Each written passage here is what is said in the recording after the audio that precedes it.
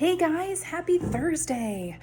I decided that I wanted to hop on and talk today about actually fundamentally like what functional medicine is, because I feel like I kind of just sort of entered into this functional medicine world and you started seeing posts and things about what I was doing, but I didn't necessarily do a very good job of explaining kind of what it is and why it's relevant to our world. So I wanted to sort of break this down and just make a little bit more sense out of it for you in case it resonates. So when I think about the human body, I think about all of us kind of having these sort of 5 different buckets that we need to be balanced in order to feel our best version of ourselves. We have our nutrition bucket, and we have our exercise or like movement bucket. We've got our bucket for sleep. We've got a bucket for stress, and that's probably always full, or at least it seems like in 2020 it's always full. And then we have a bucket for sort of the joy, the social, our relationships, our spiritual world, the things that fuel our soul.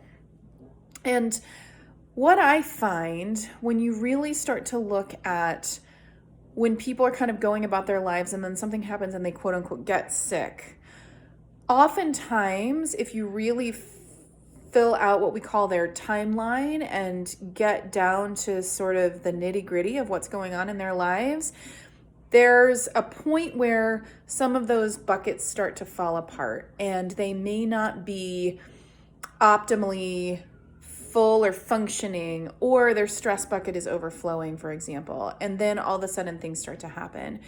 And I think that it's relevant because you can all think about a time when stress was really high, for example. And I use this because that it really does seem like stress is like the reason that I have a job, right? Like almost all disease can be traced back in some way to something stressful happening. So stress can be, it can be physical stress. It can be like a surgery. It can be emotional stress. Something tragic happened.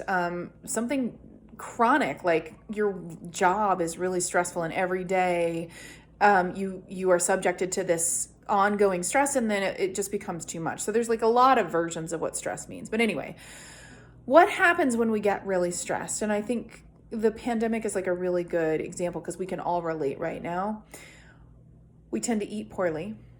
It's one of the first things that happens. We stop moving, so we tend to not go to the gym or just stop going for that run or like whatever it is that makes you happy. We stop sleeping as well, and we withdraw from our friends. So all 4 of the other buckets are impacted when one is out of balance.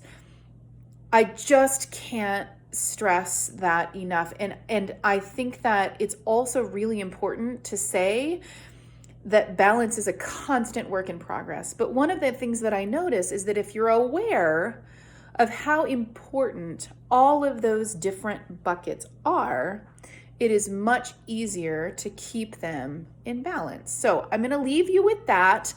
I love getting a chance to sit down with people and sort of say, okay, this is how I'm feeling now.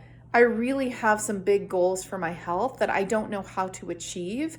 And we do exactly what I just talked about. We map it all out. We look at what we call your timeline, and we start to think, okay, when did things start to go awry? Let's figure out what's going on health-wise in that department, and how can we fill your buckets up optimally so that the rest of your systems are moving smoothly. It is just like such a joy to do that. I got to meet with somebody today and really dive into what was going on, and then the momentum of starting to address those issues and starting to fill those buckets, and how quickly things can turn around if you're focusing on things the right way. So anyway, I just thought I would hop on and do a better job of really explaining the fundamentals, because I think with just that basic knowledge, you can do a lot yourself of like, where am I now and where do I want to be and what may be missing that I could add to. So I hope you have a wonderful, wonderful